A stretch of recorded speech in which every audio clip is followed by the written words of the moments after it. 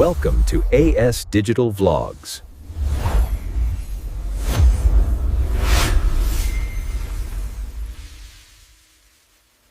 భారతదేశం ఎక్కడికక్కడ వేగంగా దూసుకెళ్తోంది. ఇన్ఫ్రాస్ట్రక్చర్ నుంచి క్వాంటమ్ టెక్నాలజీ దాకా చూస్తుండగానే అద్భుతమైన మార్పులొచ్చేస్తున్నాయి. సరే, ఈరోజు మన దేశాన్ని ముందుకు నడిపిస్తున్న కొన్ని ముఖ్యమైన విషయాల గురించి మాట్లాడుకుందాం. క్వాంటమ్ సెక్యూరిటీ దగ్గర నుండి ఎక్కడో సుదూరంగా ఉన్న చంద్రుల దాకా అసలు మన దేశం ఫాస్ట్ ఫార్వర్డ్లో వెళ్తోందనే చెప్పాలి. అంటే ఒకవైపు టెక్నాలజీతో మన భద్రతను పటిష్టం చేసుకుంటున్నాం, మరోవైపు ఏకంగా అంతరిక్షంలోనే కొత్త విషయాలు కనుక్కుంటున్నాం. ఈ ప్రోగ్రెస్ ఎంత పెద్దదో, ఎంత విభిన్నమైనదో మనం ఇప్పుడు చూడబోతున్నాం. సరే, ముందుగా మనం పునాదుల గురించి మాట్లాడుకుందాం. అంటే దేశ ప్రగతికి అత్యంత ముఖ్యమైన ఇన్ఫ్రాస్ట్రక్చర్, పర్యావరణం, ఈ రెండు రంగాల మీద ఫోకస్ చేద్దాం. రేపటి మన భారతదేశం ఎలా ఉండబోతోందో నిర్ణయించేది ఇవే కదా. ఓకే, మన విద్యుత్ మంత్రిత్వ శాఖ ఒక ఇండెక్స్ రిలీజ్ చేసింది, state energy efficiency index 2024.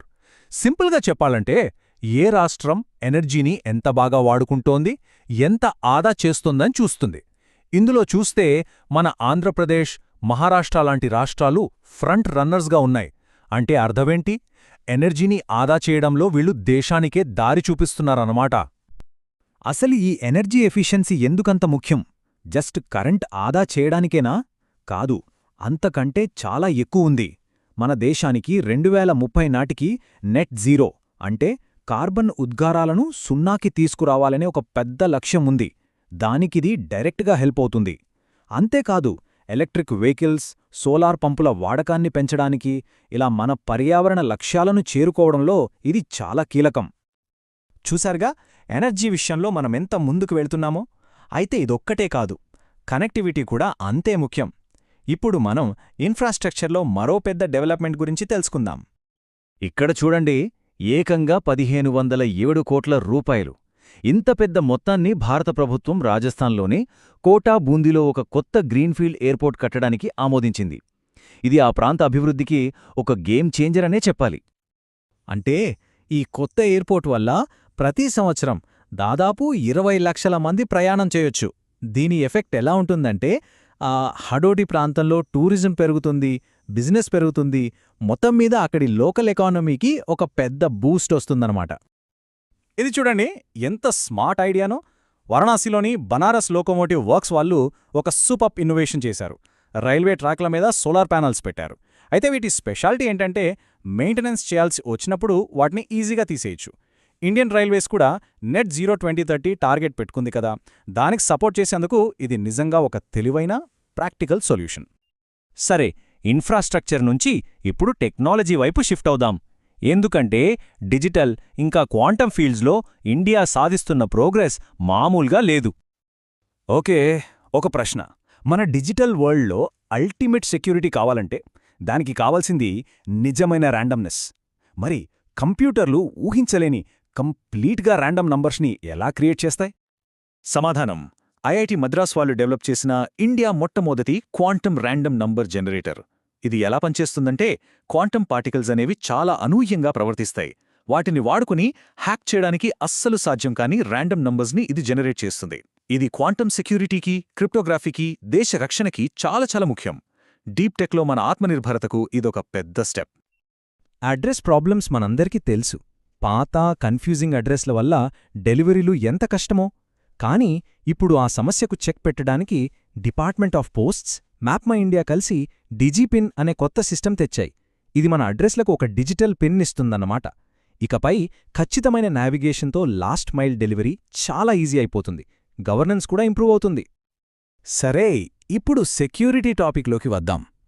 Security అంటే కేవలం మన బార్డర్స్ కాపాడుకోవడం మాత్రమే కాదు, మన పౌరుల ఆర్థిక భద్రత కూడా అంతే ముఖ్యం. ఇండియా, సింగపూర్ నేవీ కలిసి చేస్తున్న ఎక్సర్సైజ్ ఇది, సింబెక్స్ 25. ఇది కొత్తదేమీ కాదు, గత 32 ఏళ్లుగా జరుగుతోంది. ఈసారి మన తరపున ఐఎన్ఎస్ సత్పురా పాల్గొంది. ఇంత లాంగ్ పార్ట్నర్షిప్ దేనికంటే, ఇండో పసిఫిక్ రీజియన్లో సెక్యూరిటీ, స్టెబిలిటీ మెయింటైన్ చేయడానికి. ఇది మన యాక్ట్ ఈస్ట్ పాలసీలో కూడా ఒక ముఖ్యమైన భాగం. ఇప్పుడు ఎకనామీకి వద్దాం. ఎస్బీఐ రీసెర్చ్ జీఎస్టీ 2.0 కోసం ఒక ప్రపోజల్ ఇచ్చింది. ఇప్పుడున్న చాలా స్లాబ్స్ బదులు సింపుల్గా 3 స్లాబ్స్ ఉండాలని చెప్పింది. అంటే మెరిట్ గూడ్స్ అంటే నిత్యావసరాల మీద 5%, స్టాండర్డ్ గూడ్స్ మీద 18%, ఇంకా డీమెరిట్ గూడ్స్ అంటే పాన్ మసాలా లాంటి వాటి మీద ఏకంగా 40% ట్యాక్స్. ఇలా చేస్తే సిస్టమ్ సింపుల్ అవుతుంది, మన జీడీపీ కూడా దాదాపు 0.6% పెరగొచ్చని వాళ్ళ అంచనా. మరి మన ఎకానమీ ఫ్యూచర్ ఎలా ఉండబోతోంది? FY 2025-26కి జీడీపీ గ్రోత్ ప్రొజెక్షన్స్ చూస్తే SBI, RBI, IMF, ADB ఇలా అన్ని పెద్ద సంస్థలు దాదాపు 6.3 నుంచి 6.5% గ్రోత్ ఉంటుందని అంచనా వేస్తున్నాయి. గ్లోబల్ ఫ్యాక్టర్స్ వల్ల గ్రోత్ కొంచెం తగ్గినా ప్రపంచంలోనే ఫాస్టెస్ట్ గ్రోయింగ్ ఎకానమీగా ఇండియా తన స్థానాన్ని నిలబెట్టుకుంటుందని ఎక్స్పర్ట్స్ అంటున్నారు. దేశం అభివృద్ధి చెందడం అంటే ఆ ఫలాలు అందరికీ చేరాలి కదా. అందుకే ఇప్పుడు మనం ప్రజల సంక్షేమం కోసం ప్రోగ్రెస్ అందరికీ అందేలా చేస్తున్న కొన్ని కార్యక్రమాల గురించి చూద్దాం. పెన్షన్ కోసం నెలల తరబడి ఎదురుచూటం, పేపర్ వర్క్ ఇదంతా గతం. అరుణాచల్ ప్రదేశ్లో ఈ భవిష్య ప్లాట్ఫామ్ వచ్చిన తర్వాత సీన్ మొత్తం మారిపోయింది. ఇప్పుడు రిటైర్ అయిన రోజే అదే రోజు పెన్షన్ ఇష్యూ చేస్తున్నారు. ఇది నిజంగా గుడ్ గవర్నెన్స్కి ఒక పర్ఫెక్ట్ ఎగ్జాంపుల్. రిటైరీస్ టెన్షన్ మొత్తం పోయినట్టే. ఇక మన ఆరోగ్యం, పోషకాహారం విషయానికొస్తే ప్రభుత్వం ఫోర్టిఫైడ్ రైస్ స్కీమ్ని 2028 దాకా పొడిగించింది. అంటే ఏంటంటే మనం తినే బియ్యంలోనే iron, folic acid, vitamin B12 లాంటి కీలకమైన పోషకాలను కలిపి అందిస్తారు. ముఖ్యంగా PM పోషణ్ లాంటి పథకాల కింద స్కూల్ పిల్లలకు, గర్భిణులకు ఇది చాలా అవసరం. రక్తహీనత లాంటి సమస్యలను ఎదుర్కోవడానికి ఇదొక పవర్ఫుల్ స్టెప్. సరే, ఇప్పుడు దాకా దేశంలో జరుగుతున్న డెవలప్మెంట్స్ చూశాం. ఇప్పుడు మనం గ్లోబల్ స్టేజ్లో ఇంకా అంతకు మించి సాధిస్తున్న విజయాల గురించి మాట్లాడుకుందాం. ఇవి మనందరికీ స్ఫూర్తినిచ్చే విషయాలు. Gold medal. అవును, కామన్వెల్త్ వెయిట్ లిఫ్టింగ్ ఛాంపియన్షిప్స్ 2025లో మీరాబాయి చాను గోల్డ్ సాధించారు. దేశం గర్వపడేలా మరోసారి అద్భుతమైన విజయాన్ని అందుకున్నారు. ఏకంగా 193 కేజీల బరువుని ఎత్తి ఈ గోల్డ్ని కైవసం చేసుకున్నారు. అంతేకాదు, ఈ అద్భుతమైన ప్రదర్శనతో 2026 కామన్వెల్త్ గేమ్స్కి కూడా క్వాలిఫై అయ్యారు. భూమి మీద విజయాలు సరే, ఇప్పుడు మనం అంతరిక్షంలోకి వెళ్దాం. ఇది చూడండి, James Webb space telescope Uranus గ్రహం చుట్టూ తిరుగుతున్న ఒక చిన్న, కేవలం 10 కిలోమీటర్ల వెడల్పున్న కొత్త మూన్ని కనిపెట్టింది. మన విశ్వంలో ఇంకా ఎన్ని అద్భుతాలు దాగి ఉన్నాయో చెప్పడానికి ఇదొక ఉదాహరణ. చూసారుగా, ఇన్ఫ్రాస్ట్రక్చర్ నుంచి స్పేస్ దాకా, టెక్నాలజీ నుంచి స్పోర్ట్స్ దాకా అన్ని రంగాల్లోనూ ఇన్నోవేషన్తో దూసుకెళ్తున్నాం. మరి ఇన్ని రంగాల్లో ఇంత పురోగతి సాధిస్తున్న మనం తర్వాత ఏ కొత్త శిఖరాలను చేరుకోబోతున్నాం? ఆలోచించండి.